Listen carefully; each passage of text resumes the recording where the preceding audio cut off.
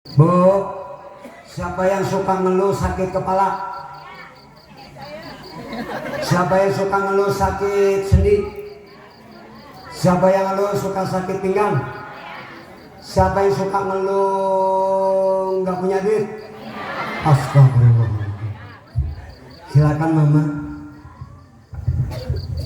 Terima kasih Pak Kiai. Assalamualaikum warahmatullahi wabarakatuh. Jelas ya Bu, saya di sini ya. Biar dikasih pemahaman sama Allah, kita baca doa dulu ya Bu. Bismillahirrahmanirrahim. Rabbishrahli sadri wa yassirli amri wahlul 'uqdatam min lisani yafqahu qawli. Kita bahas sholat. Kenapa? Karena sholat itu sangat penting ya Bu ya. Sholat itu kalau diibaratkan bagian tubuh itu kepala. Amalan yang lain ibarat tangan, kaki. Contoh, kalau ada orang nggak punya tangan, nggak punya kaki, ibu ketemu kabur nggak? Nggak kan? Tapi kalau ada kepalanya, kabur nggak? Itu yang namanya sangat penting. Kita bahas dulu dari gerakan-gerakan sholat ya. Dari baru niat kita berdiri tegak, jempol lurus ke arah kiblat, itu udah bikin sel-sel di tubuh kita yang rusak langsung sehat. Dikirim sampai ke ujung kepala. Di bawah telapak kaki kita banyak banget yang namanya titik akupunktur yang bikin kita menekan kaki kita dengan menopang berat badan secara sempurna. Jadi kaki kita tertekan. Itu bikin kita langsung lancar sirkulasi peredaran darahnya. Baru niat aja ya Bu ya. Jadi kita itu Bu sebagai orang muslim jangan cuma sekedar menggugurkan kewajiban sholat. Karena ternyata sholat itu banyak ngasih kita hadiah. Jadi kenapa Allah memerintahkan sholat? Ternyata memang untuk kebaikan hambanya.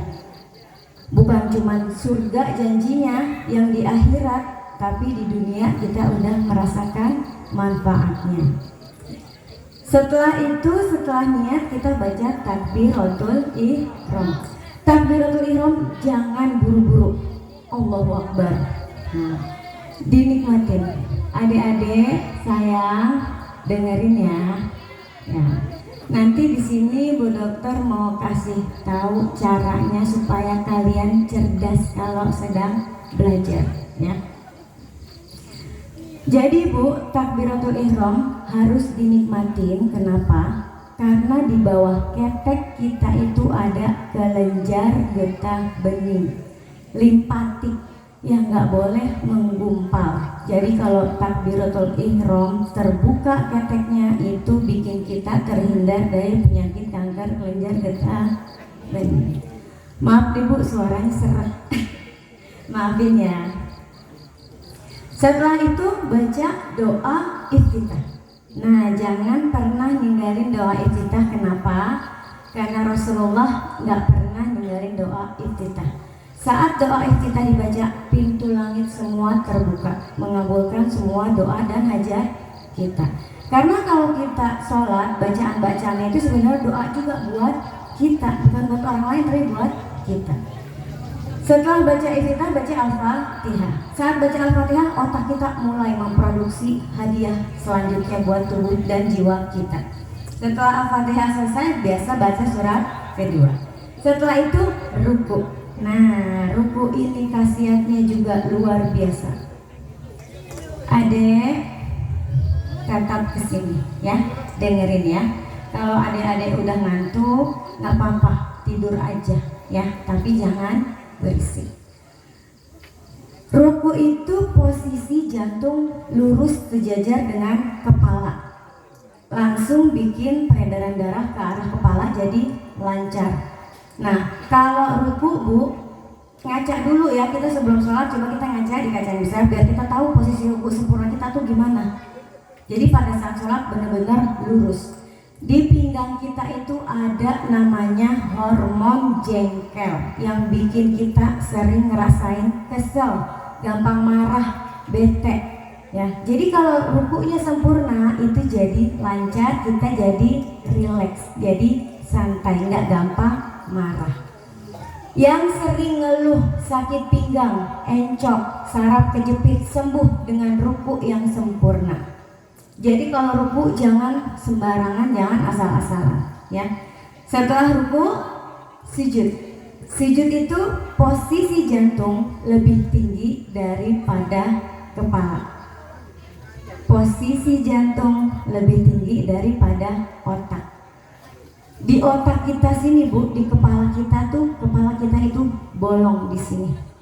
Ada lubang. Kalau ngelihat bayi baru lahir, tubuh-tubuhnya begini kan.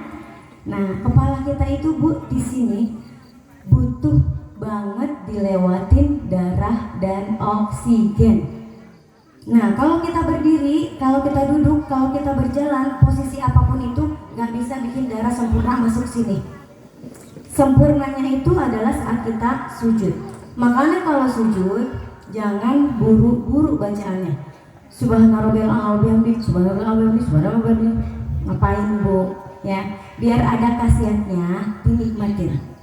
Jantung langsung mompa sampai ke kepala. Nah, kita bacanya kan cuma 3 kali ya. Dan emang cuma dibutuhin mompa itu cepat kalau mompa. Tapi kalau turunnya butuh lama, doanya makanya ada 8 ya. Coba Ibu dinikmatin.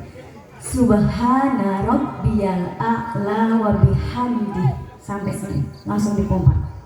Subhana rabbiyal a'la wa bihamdi sampai sini. Subhana rabbiyal a'la wa bihamdi sempurna sampai sini. Makanya kalau dalam dunia bekam ada yang stroke, sakit kepala itu bekamnya di sini. Nah, titik sempurna kepala kita. Setelah itu apalagi yang bisa bikin kita jadi sehat saat sujud? Oksigen. Kalau kita bernapas kan butuh oksigen.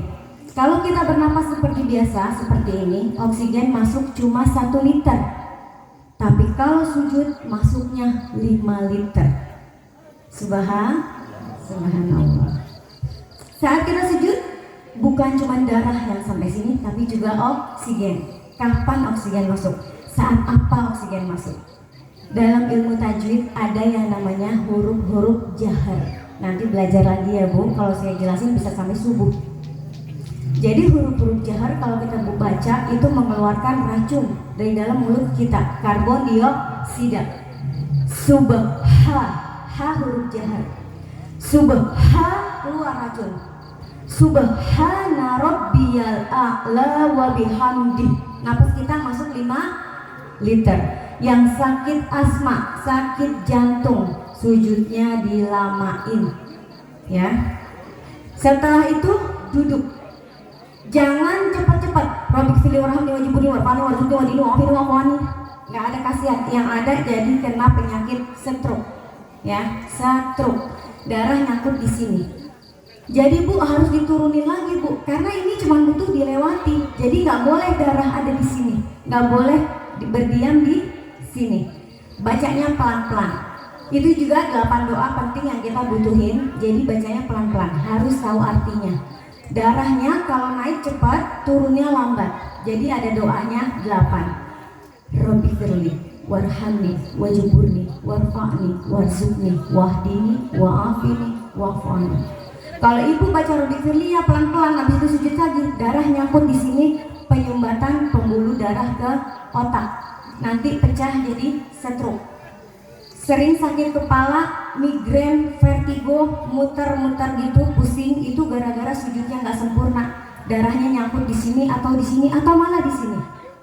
Nanti kalau darah ada di sini, lama-kelamaan yang Ibu rasain pusing. Habis itu lupa ingatan. Pertama-tamanya pikun dulu, habis itu lupa ingatan. Bisa jadi stroke atau gila. Ya, jadi kalau sholat nggak boleh main-main karena itu untuk kita. Setelah itu sujud lagi, baca lagi 3 Subhana Rabbil A'la wa bihamdi, duduk lagi, jangan langsung diri. Kalau ibu langsung diri, muter. Makanya kalau ada orang di atas 45 tahun biasanya sholatnya nggak berani diri, biasanya duduk. Karena setelah sujud langsung berdiri, itu yang bikin sakit kepala. Jadi kalau habis sujud, duduk dulu, tumanina. Kasih waktu darah buat turun lagi ke jantung. Selesaikan rakaat terakhir, lalu salam. Salam itu juga banyak khasiatnya. Kalau ibu bapak ingat lagi kita dulu sekolah sebelum olahraga, kita peregangan kan leher kita diginiin, ya enggak? Kesini didiemin, kesini terus habis itu kesini. Itu supaya leher kita di sini nggak ada penyumbatan. Ya, ternyata sholat itu benar-benar sempurna. Jadi setelah selesai rakaat terakhir kita salam. Assalamualaikum warahmatullahi wabarakatuh. Nah begini, ya peregangan tambahan di sini. Lalu ke kiri, Assalamualaikum warahmatullahi wabarakatuh. Ternyata setelah selesai sholat, hadiah tambahan lagi yang luar biasa itu untuk kesehatan jiwa kita, mental. Kalau gerakan-gerakan sholat khasiatnya untuk tubuh kita, fisik kita, raga kita, ya. Dan itu juga hadiah tambahannya itu adalah ketenangan jiwa. Di sini saya mau ingetin, yang nggak sholat, yang ninggalin sholat bisa sakit jiwa, bisa gila karena ketidakseimbangan hormon. Jadi kita punya hormon ya Bu ya, di dalam tubuh kita nih hormon ada 40 macam, tapi hormon untuk ketenangan jiwa kita itu ada 4 dan diproduksinya saat kita sholat ya Bu ya. 1, hormon dopamin, hormon yang bikin kita jadi punya perasaan baik ya. Yang kedua, hormon serotonin yang bikin kita jadi ngerasa bahagia, tenang, nyaman, damai, sentausa ya. Yang ketiga, ini yang nggak lebih dari sangat penting. Bu, serius amat, ya, amat aja nggak serius. Kesini tapi jangan terlalu tegang Bu, jangan tegang karena saya nggak serem. Saya nggak serem kan Bu? Nggak serem kan saya? Alhamdulillah. Nah, yang ketiga hormon yang penting itu endorfin. Endorfin itu hormon pereda nyeri, hormon penyembuh. Nah, jadi kalau lagi sakit jangan males sholat, apalagi ninggalin sholat. Karena kalau kita lagi sakit, kita sholat itu bisa sembuh. Karena otak kita yang memberikan hadiah berupa hormon penyembuh. Ada contohnya enggak? Ada enggak? Mau tahu enggak? Ada Sayyidina Ali bin Abi Thalib dulu pernah tertusuk anak panah di betis. Ya Bu ya. Itu tembus sampai nembus kulit, otot, saraf, daging, tulang. Berapa lapis? Ratusan. Nah, jadi caranya Bu, kan harus ditarik ya Bu anak panahnya. Tapi dulu belum ada suntik pereda nyeri. Jadi kalau ditarik robek, lukanya sangat parah. Jadi caranya supaya lukanya nggak parah harus didorong dulu sampai tembus lagi ke depan. Setelah itu dipatahin, baru ditarik. Kan anak panah bentuknya segitiga begini. Jadi kalau ditarik dari belakang, robek semua. Nah, untuk memperkecil luka itu harus didorong, dipatahin, baru ditarik. Diapain Bu? Didorong, dipatahin, ditarik. Bukan diputar, dijilat, dicelupin. Nah, Oreo ya Bu ya. Setelah itu apa kata Sayyidina Ali? Cabut anak panahku saat aku sedang sholat. Benar Bu, begitu Sayyidina Ali sholat dicabut sama teman-temannya. Dan beliau nggak ngerasain sakit, nggak teriak sama sekali. Setelah selesai sholat, Sayyidina Ali berkata, sesungguhnya sakitku sudah reda dan sesungguhnya sakitku sudah hilang. Subhanallah. Ternyata penjelasannya adalah saat kita sholat khusyuk, otak kita memberikan hormon penyembuh. Bilang dong Allahu Akbar. Ya. Setelah itu ada hormon Bu, hormon oksitosin, bisa dibilang hormon cinta. Anak remaja ini harus khusyuk dalam sholat karena apa? Anak remaja memproduksi hormon Bu. Hormonnya itu kalau dia masih usia anak-anak diproduksi cuman kira-kira secangkir. Tapi kalau sudah masuk usia 14, 15, 16, 17 itu bisa bergalon-galon. Kalau mereka nggak sholat, mereka itu bisa liar, bisa seks bebas, akhirnya hamil dini, hamil di luar nikah. Itu karena hormon yang bikin mereka jadi meledak, yang bikin mereka jadi liar. Dan hormon itu ditekan saat sedang sholat. Jadi anak-anak remaja di kampung kita kasih banyak bimbingan untuk memperbaiki sholat.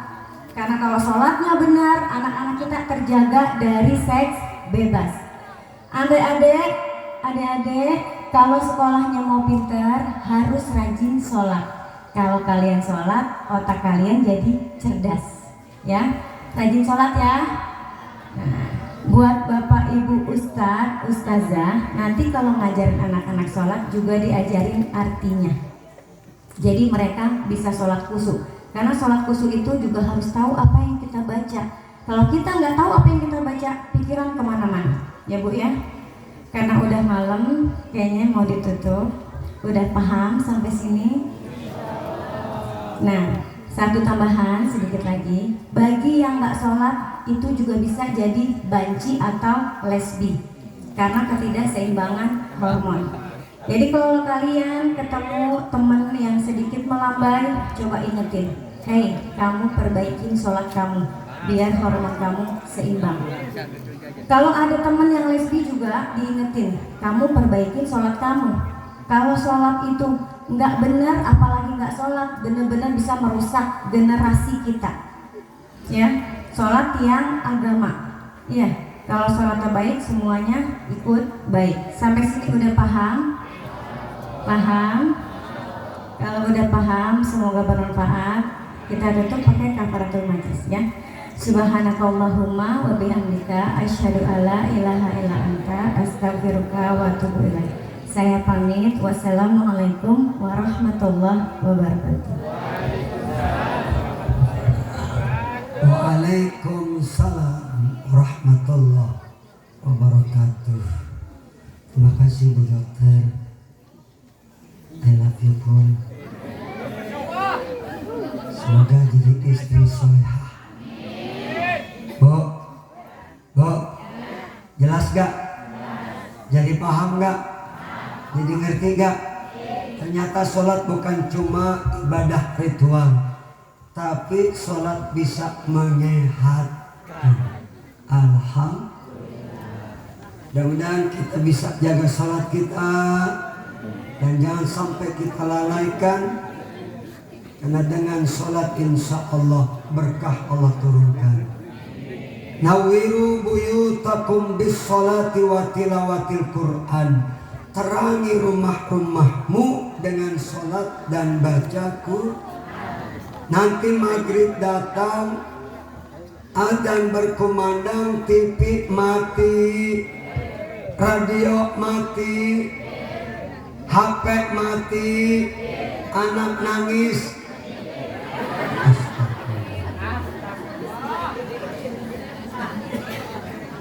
Sembarang. Susui. Penuhi panggilan Allah. Suami salat, istri salat, anak-anak pasti. Suami ngaji, istri ngaji, anak-anak pasti. Ajarin yang kecil baca alif-alifan, yang gedean dikit baca alif beneran. Ayat alif-alifan. Ayat di atas A, di bawah I, A, doma O, A, I. Min patama tapat atak lam, doma lu, mata ba, doma bu, dapat ata, buta, mata lu.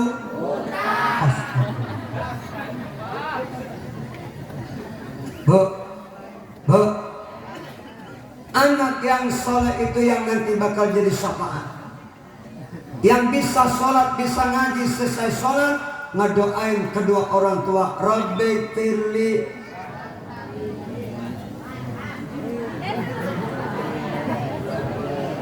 Tadi ada yang Rabbi firli warham.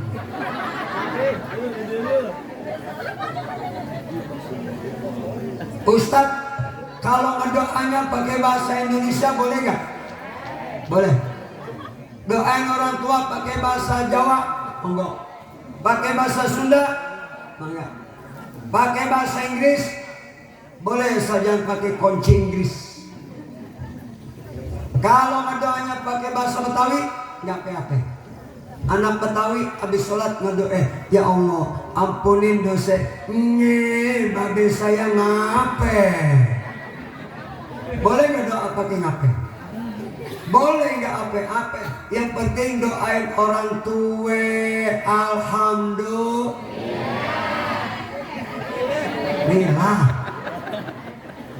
Lillah. Ikut-ikutan nggak ada kamusnya alhamdulillah. Alhamdulillah. Jangan mentang-mentang Betawi, terjadi imam begitu sholat takbir pakai bahasa Betawi. Allahu Akbar. Bismillahirrahmanirrahim. Alhamdulillahirabbil alamin. Fatihah selesai. Makmum kompak. Amin. Nggak saya sholatin. Bu.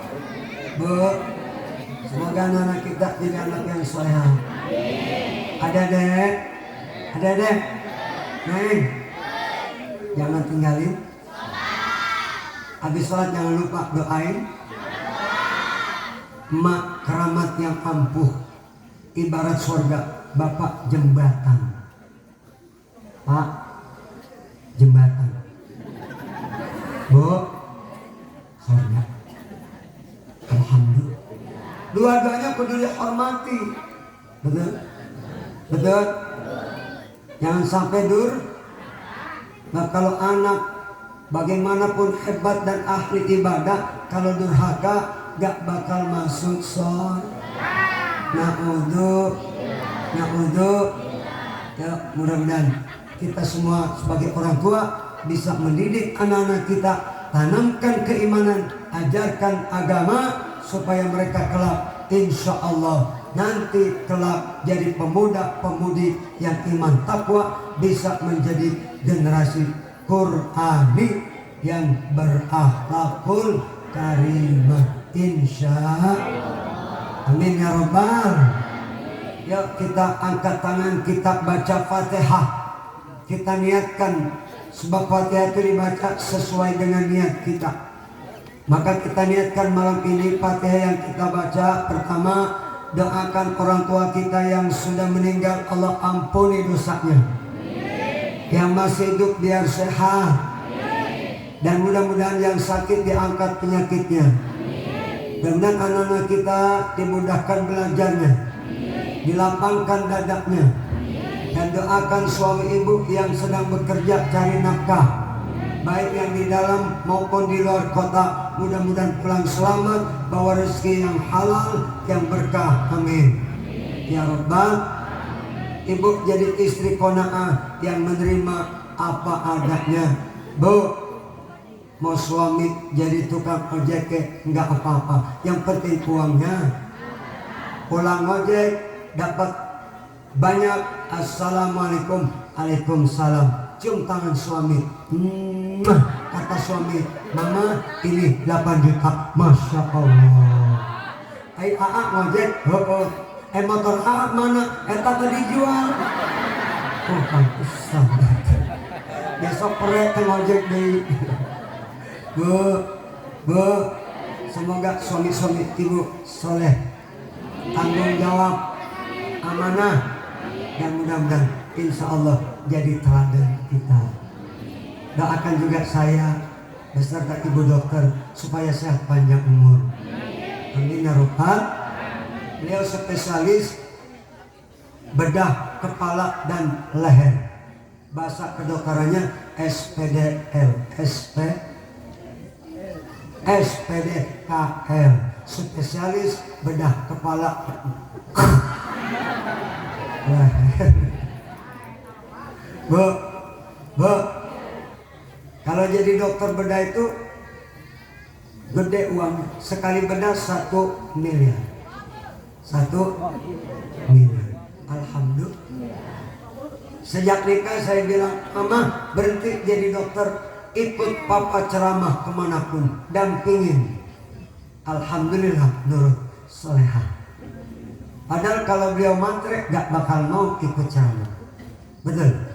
Karena lebih gede jadi dokter uangnya. Gak ada yang undang ceramah 1 miliar. Yang ada panitia nawar melulu. Amit-amit. Bu, tapi alhamdulillah beliau nurut, semoga solehah. Saya pesan mama jangan ikut ceramah. 2, kalau papa diundang ceramah ke lubang buaya, mama jangan ikut, serem. Lubang buaya dibayar berapa bek? Enggak. Yang kedua, kalau papa diundang ceramah ke Kalideres, mama jangan ikut, nganyut. Bu, alhamdulillah. Tapi beliau Allah kasih kelebihan, semoga solehah. Sejak kecil ya memang dapat kelebihan. Beliau bukan cuma dokter medis, tapi insya Allah bisa non medis. Salah satunya, alhamdulillah, beberapa puluhan orang gila Allah sembuhkan lewat tangan beliau. Alhamdulillah. Pernah ngobatin orang gila 13 tahun, perempuan. Galak bu. Begitu kita sampai rumahnya, mamanya dicakar, ditendang, dicubit, diludahi, dibelain oleh 4 laki-laki, nggak sanggup mental. Akhirnya itu ibu dokter dekatin, sebelumnya sudah dibacakan sholawat. Akhirnya yang gila tadi selama 13 tahun ditampar pipinya. Ditampar. Secara lepleh. Akhirnya pingsan. Begitu sadar, alhamdulillah sehat, sembuh. Diajak ngobrol, nyambung. Disuruh minta maaf, minta maaf. Sampai saat ini alhamdulillah Allah kasih sembuh. Alhamdulillah. 13 tahun gila. Selama 13 tahun gila. Ditampar doang, sembuh dengan ridho Allah. Makanya saya sama istri yang ini rada-rada ngeri. Orang gila 13 tahun ditampar sembuh, lamun aing ditampar bisa gelo. Enggak ya mak? Apa enggak macem-macem? I love you full. Alhamdulillah. Mudah-mudahan ada manfaatnya. Jumpa lagi di lain kesempatan, insya. Buah kedondong dibolak-balik, biar gondrong jadi mubalik. Buah kedondong ayah di loyang, biar gondrong sembayang. Mendingan gondrong bisa ngaji, bisa ceramah, daripada botak nggak becus ngaji deh.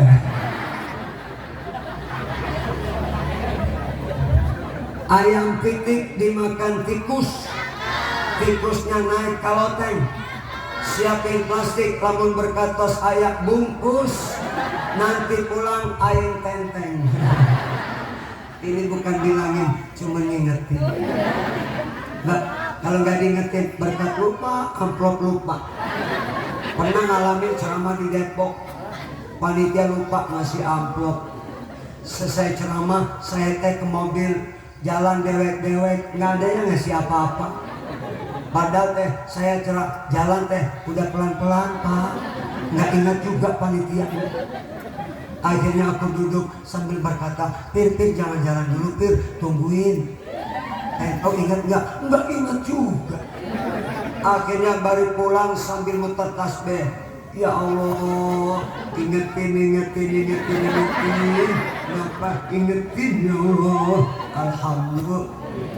Rupanya panitia ingat dari Depok ke rumah naik motornya ke jam 3 pagi sugan teh memedi. Begitu boka pantok kaget aing ternyata panitia cium tangan bolak-balik.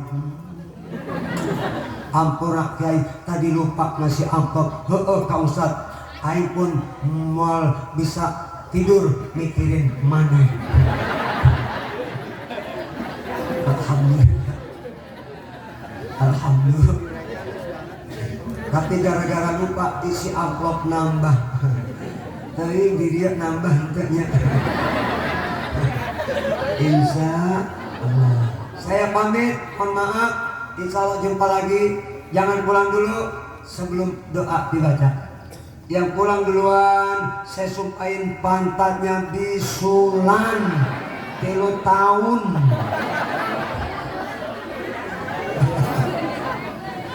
Bu, saya minta doa Fatihah ya. Semoga saya, Bu Dokter, anak cucu mantu sehat panjang umur, diangkat penyakit, sukses dalam dakwah, istiqomah. Al-Fatihah.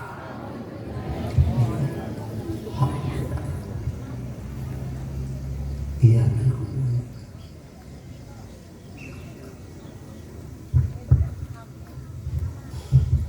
Rabbi ja'alni muqimas shalah.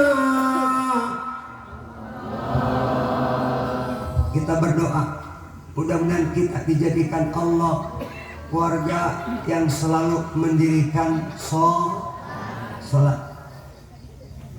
Rabbi ja'alni muqimas shalah